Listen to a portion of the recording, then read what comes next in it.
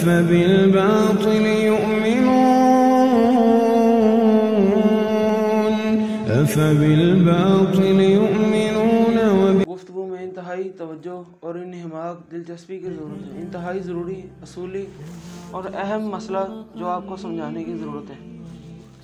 وفات النبی کے حوالے سے چند ایک گزارشات. سب سے پہلے تو یہ بات، اس وقت امت میں دو گروہ باطل نظریات اس حوالے سے پائے جاتے ہیں. دو ایکسٹریم لیول ہیں، افراط اور تفرید.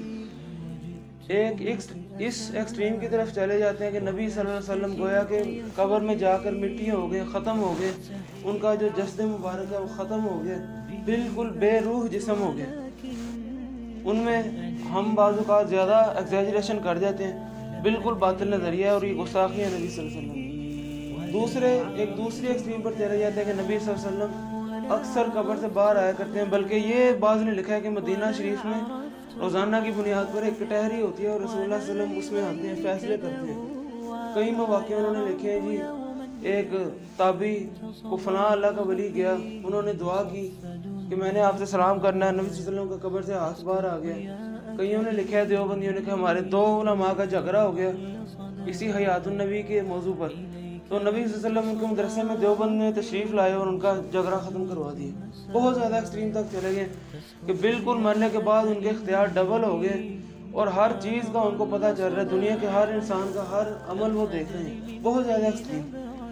دوسری ایکسٹریم پر ہم میں سے بعض لوگ چلے جاتے ہیں کہ نہیں، بالکل ختم، بے روح ہو گئے، زندگی ملی نہیں اور جسد مبارک بالکل ختم ہو گئے. دونوں موقف غلط ہیں. درمیانہ موقف یہی ہے کہ نبی صلی اللہ علیہ وسلم اپنی قبر میں زندہ ہیں، لیکن فرق صرف یہ ہے کہ وہ زندگی دنیاوی زندگی نہیں ہے. اس کی دلیل قرآن میں ہے، وَلَٰكِن لَا تَشْعُرُونَ. یہ تو قرآن نے کہا ہے بل احیاء عند ربہم یرزقون، شہیدوں کے بارے میں کہ وہ زندہ ہیں، اپنے رب کے ہاں رزق دیے جاتے ہیں. لیکن وَلَٰكِن لَا يَشْعُرُونَ یا تشعرون کہ تم اس بات کا شعور نہیں رکھتے. وہ ہمارے شعور سے باہر کی چیزیں. ہم اگر قبر کھود کے دیکھیں گے تو وہ ہڈیاں پڑی ہوں گی ہیں، جسم پڑا ہوگا. وہ فزیکلی وہ بندہ وہ کھا رہا ہے، پی رہا ہے، یا وہ فرشتے کو حساب دے رہا ہے، یا قبر میں نمازیں پڑھ رہا ہے، یا جو بھی کر رہا ہے، وہ ہمارے عقل سے باہر کی چیز ہے. ہم اس کو محسوس نہیں کر سکتے. حواس خمسہ، دیکھنا، محسوس کرنا، پکڑنا، چیک کرنا، وہ ہمارے یعنی شعور سے اوپر کی چیزیں ہے. وہ قبر میں زندہ ہیں. یہی معاملہ نبی صلی اللہ علیہ وسلم کا ہے. تو چند ایک حدیثیں اس حوالے سے، کیونکہ وفات کا تعلق نبی صلی اللہ علیہ وسلم کا اس ربیع الاول کے مہینے سے تو ہے.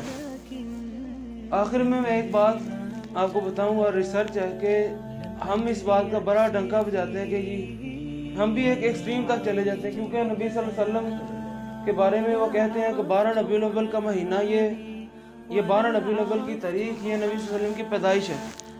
تو ہم ان کی مخالفت میں اس حد تک چلے جاتے ہیں کہ نہیں، یہ نبی صلی اللہ علیہ وسلم کی وفات کا دن ہے. دونوں باتیں غلط ہیں. پیدائش کے بارے میں تو بالکل دلیل کوئی نہیں.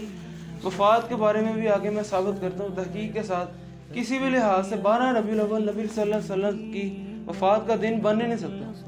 تو مخالفت کریں کسی حد تک، دلیل کی حد تک کریں، لیکن یہ نہیں کہ دشمنی میں بندہ جھوٹ بولنے کی اجازت کسی صورت نہیں ہوگی. اس حوالے سے ریسرچ کرنے کی ضرورت ہے. چند ایک حدیثیں. آخری ایام رسول اللہ صلی اللہ علیہ وسلم کے کس طرح کے تھے؟ 14 دن یا 15 دن مسلسل رسول اللہ صلی اللہ علیہ وسلم کو شدید بخار رہا ہے. بڑی مشکلوں سے زیادہ تر نمازیں گھر میں پڑھی ہیں. آخری ایام میں تقریباً 17 یا 18 نمازیں حضرت ابوبکر صدیق رضی اللہ تعالیٰ عنہ نے پڑھائی ہیں. جب بیماری کا آغاز ہوا رسول اللہ صلی اللہ علیہ وسلم کا، تو بلال رضی اللہ تعالیٰ عنہ نے اذان دی اور آئے، حجرہ شریف کے دروازے پر کھڑے ہوئے، جیسا کہ معمول کے مطابق الصلاۃ الصلاۃ، رسول اللہ صلی اللہ علیہ وسلم نماز کا وقت ہو گیا، آئیے.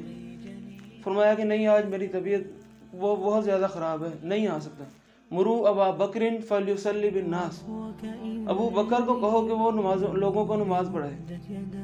حضرت عائشہ پاس رسول اللہ صلی اللہ علیہ وسلم کے پاس موجود تھی. انہوں نے کہا کہ نہیں، میرا مشورہ یہ ہے کہ ابو بکر کو مت کہیے، کیونکہ وہ نرم دل کے آدمی ہے. جب ان کو پتہ چلے گا کہ طبیعت اتنی خراب ہے، نماز بھی نہیں پڑھا سکتے، ہو سکتا ہے وہ نماز نہ ان سے پڑھائی جائے، برداشت نہ ہو، وہ رونا شروع کر دیں. نرم دل آدمی تھے، طبیعت اس طرح کی تھی. حضرت عائشہ نے ریکمینڈ کیا کہ حضرت عمر کو کہہ دیا جائے، لیکن بول نہ سکے. رسول اللہ صلی اللہ علیہ وسلم بار بار منہ سے اشارہ کیا کہ نہیں نہیں لا. بہرحال دیکھا تو مجمع کوڑے میں حضرت ابو بکر صدیق نہیں تھے، لیکن عمر بن خطاب موجود تھے۔ انہوں نے اس مسئلے کو کیجولی لیا کہ چلو کوئی بات نہیں، اب نہیں ہے ابو بکر صدیق، کوئی بات نہیں۔ فجر کی نماز تھی، عمر بن خطاب رضی اللہ تعالیٰ نے نماز پڑھا دی۔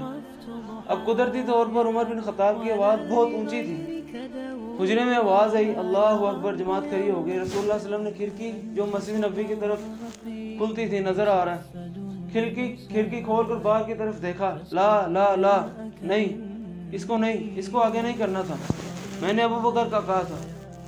نماز ہو گئی، صحابہ پریشان، اب کیا کریں، نماز ہماری ہوئی یا نہیں ہوئی۔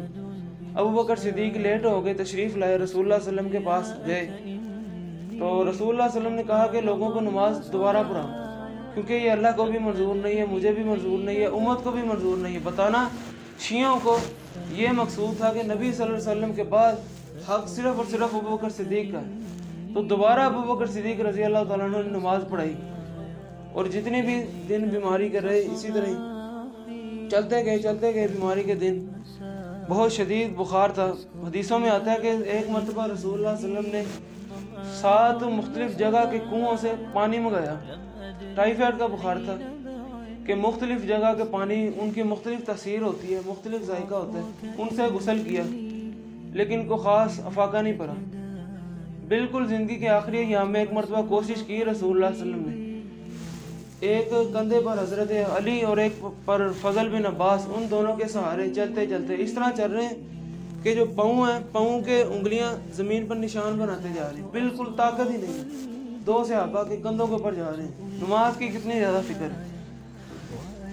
جب وہ پہنچے تو صحابہ کرام نے محسوس کر لیا، خوشبو محسوس کر لی، یا ویسے ہی الف تھا، محبت تھی، محسوس ہو گیا، ان کو پتہ چل گیا۔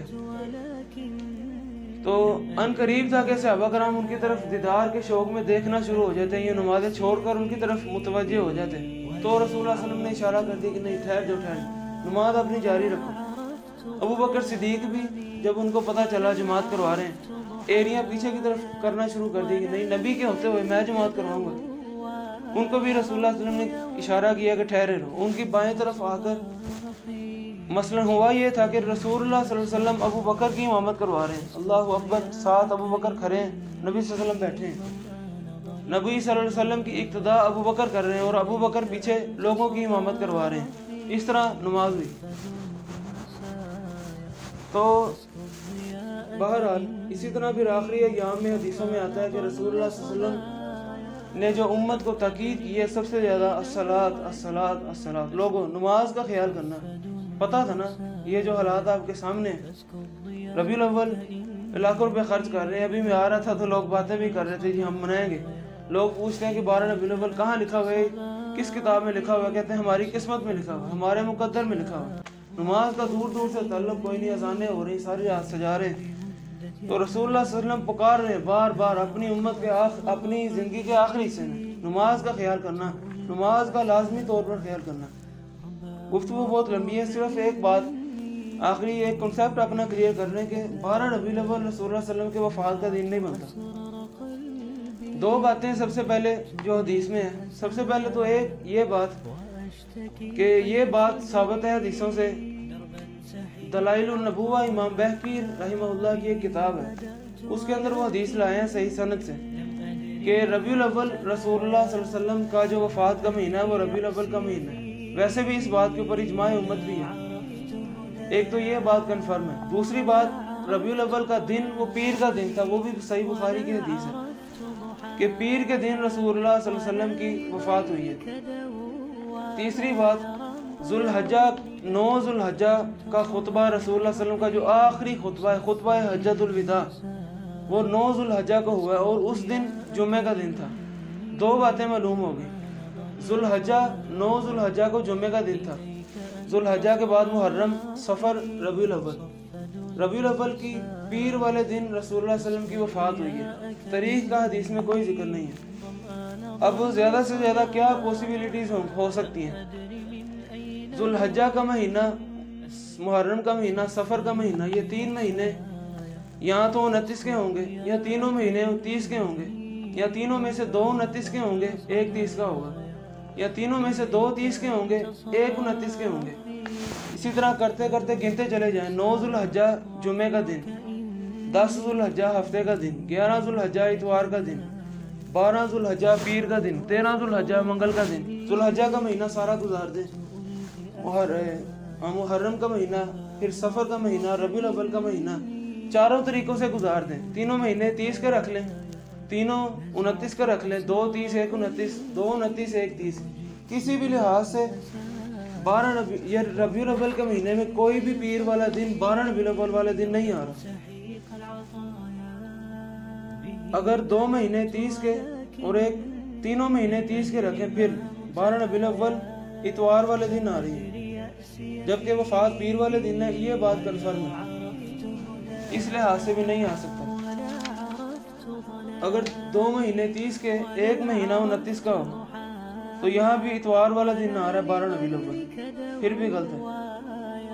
اسی طرح اگر 1 مہینہ 30 کا ذوالحجہ 30، اگلے 2 29 کے رکھ لیں، پھر بھی 12 ربیع الاول یہاں جمعے کے دن آ رہی ہے، یہ بھی نہیں ہے۔ ذوالحجہ 29، محرم بھی 29، سفر بھی 29، تینوں مہینے 29 کا رکھ لیں، پھر 12 ربیع الاول جمعے والے دن آ رہی ہے۔ باہر آ رہی ہے، اب اس کا مطالعہ بھی کریں، اس کی فوٹو کاپی کروا لیں، دیکھ لیں کسی بھی صورت۔ تو اس بات کی ضرورت ہے، اس بات کو لوگوں کو پھیلائے کہ مخالفت ضرور کریں، لیکن یہ نہیں ہے کہ اب اس میں غم منانا شروع کر دیں، رونا شروع کر دیں کہ یہ 12 ربیع الاول چونکہ وفات کا دن ہے، وفات کا کوئی دن نہیں ہے، نہ پیدائش کا دن ہے نہ وفات کا دن ہے۔ ہاں مہینہ ہے، مہینہ یہ پیدائش کا بھی مہینہ ہے، وفات کا بھی مہینہ ہے، دن دونوں میں اختلاف ہے، دونوں دن کنفرم نہیں ہے۔ اللہ رب العزت سے دعا ہے جو کچھ کہاں سنا عمل کی توفیق عطا فرمائے۔ ھذا ما عندی واللہ اعلم۔